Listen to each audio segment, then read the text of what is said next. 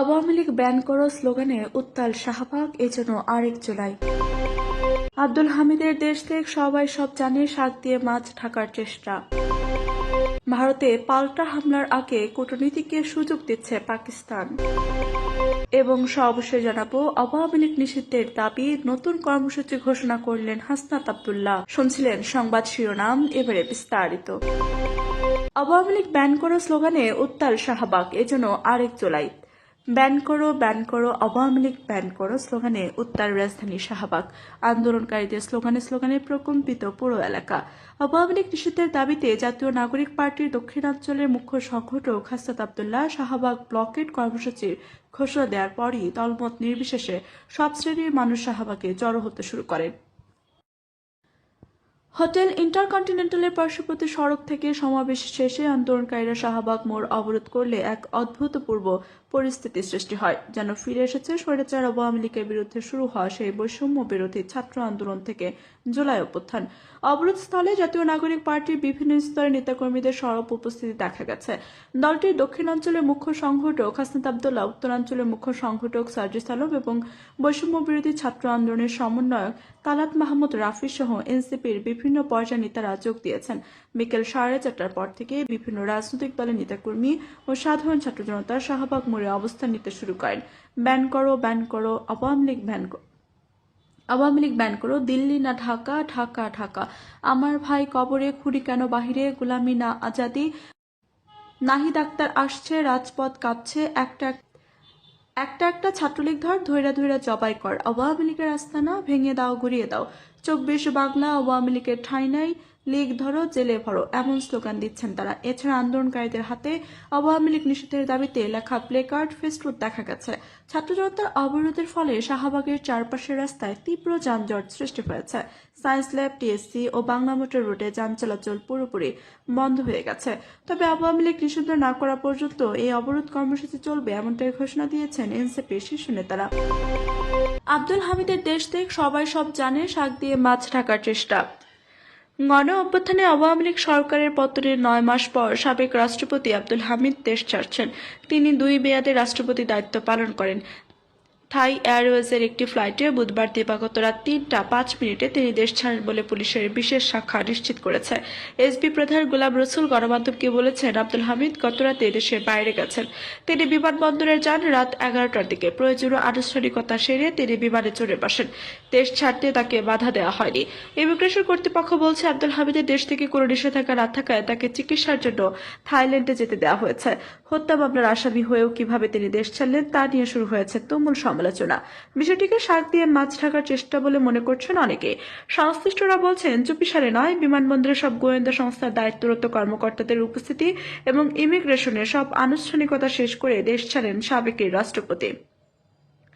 শুধু নিজে নয়, সঙ্গে নিয়ে গেছেন ছেলে ও শ্যালককেও। ঢাকা ত্যাগের সময় সাবেক রাষ্ট্রপতি ভিআইপি টার্মিনাল ব্যবহার করেন এবং বিমানবন্দরে সার্বিক আনুষ্ঠানিকতা সম্পন্ন করতে তিনি প্রায় 4 ঘন্টা অবস্থান করেন। সরকারের দায়িত্বশীল পর্যায়ের সম্মতি ছাড়া তিনি দেশ ত্যাগ করেননি। নির্ভরযোগ্য একাধিক সূত্র যুগান্তরকে এসব তথ্য জানায়। টিজি বিভাগযোগে চিকিৎসার উদ্দেশ্যে ব্যাংককগামী যাত্রী আব্দুল হামিদ ভিআইপি টার্মিনালে আসলে টার্মিনাল ইনচার্জ ওসি ইমিগ্রেশনকে বিষয়টি জানান। তিনি আলাদা 2 সংস্থার 2টি কর্মকর্তাকে বিষয়টি অবহিত করেন। তারা দুজনই এ বিষয়ে অনাপত্তি দেন। এই অনাপত্তির বিষয়টি ইমিগ্রেশনের সংশ্লিষ্ট কর্মকর্তাদের জানানো হয়।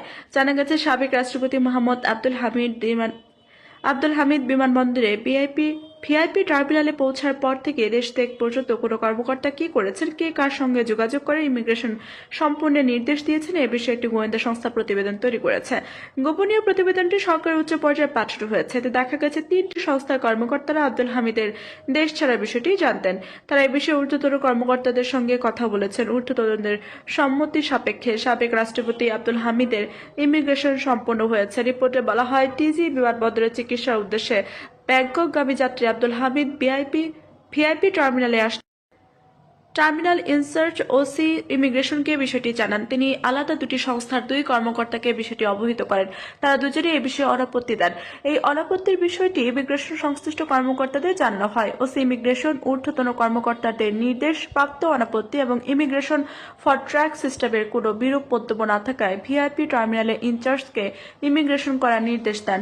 টার্মিনাল ইনচার্জ ইমিগ্রেশন সম্পূর্ণ করেন। উল্লেখ্য, যাত্রীর সঙ্গে তার ছেলে ও শ্যালককেও বিদেশে গেছেন। এই প্রতিবেদনে কর্মকর্তাদের নাম, পদবি এবং টেলিফোন নম্বরও উল্লেখ করা হয়েছে। এদিকে নাম প্রকাশ অনিচ্ছুক কয়েক কর্মকর্তা বলেন, আব্দুল হামিদের দেশ থেকে বিষয়টি যারা জানার তারা সবাই জানেন। এখন শাক দিয়ে মাছ ঢাকতে না জানার ভান করা হচ্ছে। তিনি যখন রাত 11টায় বিমানবন্দরে আসেন, এরপর থেকে সংশ্লিষ্টদের বিষয়টি জানানো হয়। এখানে সব গোয়েন্দা সংস্থার সদস্যরা সার্বক্ষণিক দায়িত্ব পালন করেন। এছাড়া সাবেক রাষ্ট্রপতি তো কোনো অপরিচিত ব্যক্তি নন। তারা বলেন, নিরপেক্ষভাবে সুষ্ঠু তদন্ত হলে সব তথ্য বেরিয়ে আসবে। শুধু পুলিশকে দোষ দিয়ে লাভ নেই, সবাই সবকিছু জানেন। সাবেক রাষ্ট্রপতির পাসপোর্ট ও ভিসা পাওয়া নিয়েও প্রশ্ন উঠেছে। 2023 সালে 23 এপ্রিল পর্যন্ত তিনি রাষ্ট্রপতি ছিলেন। পদাধিকার বলে নিয়ম অনুযায়ী তিনি কূটনৈতিক পাসপোর্ট ব্যবহার করতেন। পরে রাষ্ট্রপতি পদ থেকে অবসর নেওয়ার পর তিনি কূটনৈতিক পাসপোর্ট সমর্পণ করে সাধারণ পাসপোর্ট নেন। সাধারণ পাসপোর্ট ব্যবহার করে তিনি ইমিগ্রেশন পার হন। তবে আব্দুল হামিদ বিদেশে চলে গেছেন। বৃহস্পতিবার এমন খবর প্রকাশিত হওয়ার পর তার পাসপোর্টের তথ্য তলব করা হয়। পরে পাসপোর্ট অধিদপ্তর থেকে আব্দুল হামিদ ও তার পরিবারের সব সদস্যদের পাসপোর্ট সংক্রান্ত তথ্য স্বরাষ্ট্র মন্ত্রণালয়ে পাঠানো হয়েছে।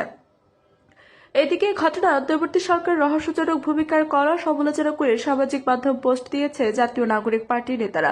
অন্যদিকে স্বরাষ্ট্র উপদেষ্টা পদত্যাগের দাবি জানিয়ে 48 ঘণ্টা সময় বেঁধে দিয়েছে গণ অধিকার পরিষদ। আব্দুল হামিদকে ছেড়ে দেওয়ার দায়ে ছাত্র উপদেষ্টাদের পদত্যাগের দাবি জানিয়েছে ইনকিলাব মঞ্চ। এই ঘটনায় জড়িতদের আইনের আওতায় আনতে না পারলে পদত্যাগের ঘোষণা দিয়েছেন স্বরাষ্ট্র উপদেষ্টা লেফটেন্যান্ট জেনারেল অবসরপ্রাপ্ত মোহাম্মদ জাহাঙ্গীর আলম। পাল্টা হামলার আগে কূটনীতিকে সুযোগ দিচ্ছে পাকিস্তান। কূটনীতিকে কাজে লাগিয়ে ভারতের সঙ্গে উত্তেজনা বন্ধ হওয়ার জন্য অপেক্ষা করবে পাকিস্তান। কিন্তু কূটনীতি ব্যর্থ হলে ভারতে পাল্টা হামলা চালানো হবে বলে জানিয়েছেন পাকিস্তানের এক কর্মকর্তা। পারমাণবিক শক্তিধর দুই দেশের উত্তেজনার প্রশমনে যুক্তরাষ্ট্র, সৌদি আরব এবং অন্যান্য দেশগুলো চেষ্টা চালিয়ে যাচ্ছে। পাকি কর্মকর্তা মার্কিন সংবাদ মাধ্যম সিএনএনকে শুক্রবার বলছেন, পাকিস্তান কূটনীতিকে সুযোগ দিচ্ছে। তিনি অভিযোগ করেন, গতকাল ভারত দাবি করেছিল পাকিস্তান তাদের 15টি শহরে মিসাইল ছুড়েছে, যা সত্যি নয়। এর মাধ্যমে ভারত হাইপ তোলার চেষ্টা করছে বলে দাবি তার। গতকাল পাকিস্তান ডিজিএফআই মহাপরিচালক লেফটেন্যান্ট জেনারেল আহমেদ শরীফ চৌধুরী ভারতে পাকিস্তানের মিসাইল হামলার দাবিকে হাস্যকর হিসেবে অভিহিত করেন। তিনি বলেন, এটি এমন অসাধারণ এবং পালানো গল্প যে এই নিয়ে আপনারা শুধু হাসতে পারবেন। পাকিস্তান এখন পর্যন্ত ভারতের কোনো মিসাইল বা ড্রোন পাঠায়নি বলে জানিয়েছেন ওই সরকারি কর্মকর্তা। তবে ভারতের এক সামরিক কর্মকর্তা সিএনএনকে বলেছিলেন, তাদের নিয়ন্ত্রিত জম্মু কাশ্মীরের জম্মুতে বিস্ফোরণের শব্দ শোনা গেছে। এছাড়া পাঞ্জাব রাজ্যের পাঠানকোটের পুলিশ জানিয়েছে তারা বিস্ফোরণের ব্যাপারে জানতে পেরেছে। ওই সময় সেখানে আকাশ প্রতিরক্ষা ব্যবস্থা কাজ করছিল। পাকিস্তানের সরকারি সূত্রটি জানিয়েছে, পাকিস্তান যে ভারতে কোনো হামলা চালায়নি সেটি নিশ্চিত করতে যুক্তরাষ্ট্রকে তাদের স্যাটেলাইটের ছবি বিশ্লেষণ করার আহ্বান জানিয়েছে ইসলামাবাদ। আওয়ামী লীগ নিষিদ্ধের দাবি নতুন কর্মসূচি ঘোষণা করলেন হাসনাত আব্দুল্লাহ। আওয়ামী লীগ নিষিদ্ধের দাবিতে নতুন কর্মসূচি ঘোষণা করেছেন জাতীয় নাগরিক পার্টি দক্ষিণাঞ্চলের মুখ্য সংগঠক হাসনাত আব্দুল্লাহ। রাজনৈতিক দল হিসেবে আওয়ামী লীগ নিষিদ্ধ না হওয়া পর্যন্ত রাজধানীর শাহবাগ ব্লকেট করে রাখা হবে বলে জানিয়েছেন তিনি। ফেসবুক পোস্টে হাসনাত লিখেছেন, আওয়ামী লীগ নিষিদ্ধের দাবি ছাত্র জনতার দাবি। ছাত্র জনতা এবার শাহবাগ অবস্থান নিয়েছে। দাবি আদায় না হওয়া পর্যন্ত লড়াই চলবে।